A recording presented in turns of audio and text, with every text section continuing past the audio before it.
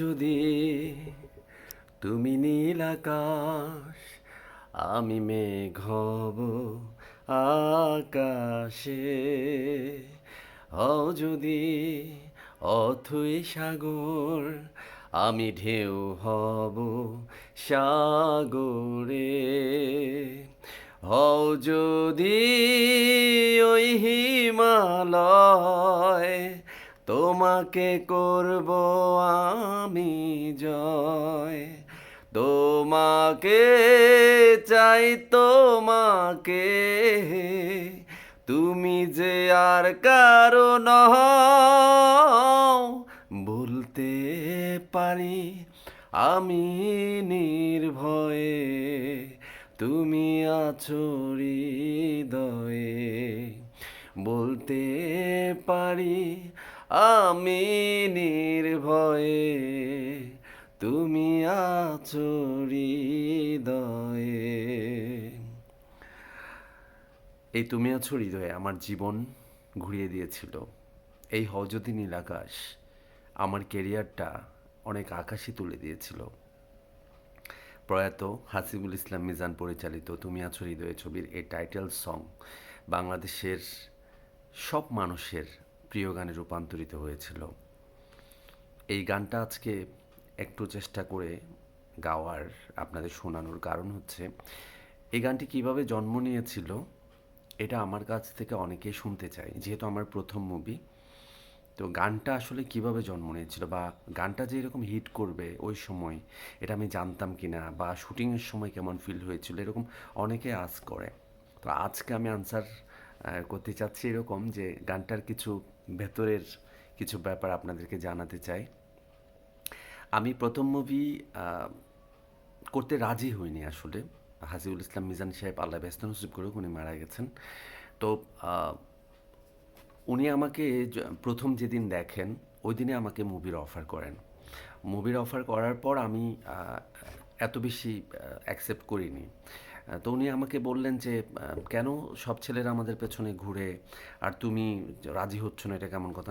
না, এখন তো খারাপ সময় ছবির। এটা আমি বলছি 2006 মানে সিক্সের কথা, 2006-এর কথা। তো উনি তখন বলল, কি বলো তুমি, তোমার নাম্বার দাও এবং আমি তোমাকে কল দেবো, তুমি আমার গল্পটা শোনাও। আমি বললাম, না, আমাকে তো মুভি করতে দেবে না, ফ্যামিলিতে ঝামেলা আছে, আমাকে ত্যায্যপুত্র করবে যদি আমি মুভি করি। উনি বলে যে তোমার কথাবার্তা তো অন্যরকম, তোমাকে আমার লাগবে। উনি একদম মানে সেই থেকে একদম 1 বছর আমাকে ট্রাই করে মাঝে মাঝে ফোন দেন, দেখা করার কথা বলেন এবং বলেন যে গল্পটা শোনার জন্য। তো আমি আসলে গল্পটা শুনি, একটা সময় গিয়ে গল্পটা শুনি এফডিসিতে ওনারা একটা ছবির ডাবিং চলছিল কপাল, সেখানে সে ছবিতে কাজ করেছিলেন সাকিব ভাই, মাহফুজ ভাই, শাবনূর ম্যাডাম, রেসি, দিঘি, এরকম অনেকে কাজ করেছিলেন। তো আমাকে ওখানে ডাবিংয়ে ডেকে, আমি ডাবিংয়ে যখন গেলাম ওখানে সবাইকে শাবনূর ম্যাডামদের আগেই বলে রেখেছিল আমার কথা। তারপর ওনারা আমাকে বুঝালো যে তুমি গল্পটা শুনো, করো না করো, গল্পটা তো অনেক সুন্দর, আর এখন তো ছবির মার্কেট ভালো হচ্ছে, কেন করবা না। দেন আমি পরের দিন গল্প শুনলাম মিজান ভাইয়ের বাসায় গিয়ে, এবং গল্পে দেখি একটা থাপ্পড়ও নেই। তারপর আমি ভাইয়াকে বললাম যে এখানে তো একটা থাপ্পড়ও নেই, আসলে এই গল্পটি আপনি করবেন? বলে হ্যাঁ। তাহলে আম্মু রাজি হলে আমার কোনো প্রবলেম নেই। দেন আম্মুকে ফোন দিলাম। আম্মুর সাথে উনি কথা বললেন, উনি আম্মুকে আম্মু আম্মু ডাকলেন এবং বললেন যে আমি আপনার আরেকজন বড় ছেলে, আপনার ছোট ছেলেকে নিয়ে একটা কাজ করতে চাই। আম্মু এত কিছু বুঝেন না, নামাজ দোয়া পড়েন, উনি মুরব্বী মানুষ। দেন উনি বলেন যে যেটা ভালো হয় সেটা করো।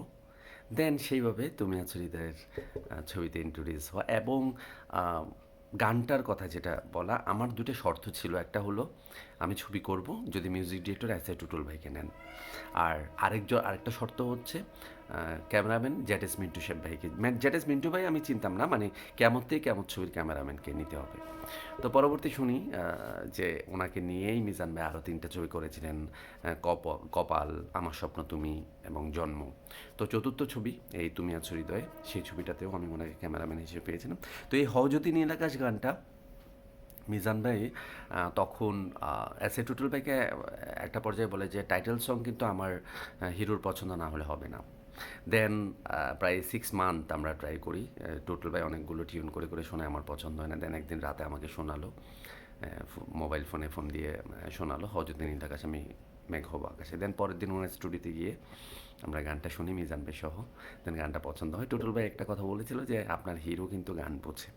যাই হোক, এইভাবেই হজরত নীল আকাশ গানের জন্ম হয়েছিল। এটা লিখেছিলেন কবির বকুল ভাই।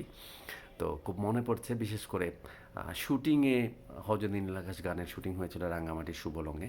শুটিংয়ে যখন যাচ্ছিলাম তখন ওই স্বপ্ন স্বপ্ন মনে হচ্ছিল। গানটা আসলে আমারই নিজের কাছে খুব ভালো লেগেছিল, অসম্ভব ভালো, এবং এখনও আমি মাঝে মাঝে শুনি গানটা, আমার খুব ভালো লাগে। তো এই হলো তুমি আছো হৃদয়ের সেই হজরত নীল আকাশ গানের গল্প। এবং মানুষের ভালোবাসা সম্পৃক্ত, এত এত ভালোবাসা পাবো এই গানের কারণে বা এই তুমি আছো হৃদয়ের কারণে কল্পনাও করিনি। থ্যাংক ইউ অল ওভার সব দর্শককে আমার ভালোবাসা, প্রাণঢালা শুভেচ্ছা, ভালোবাসা। আবার কথা হবে।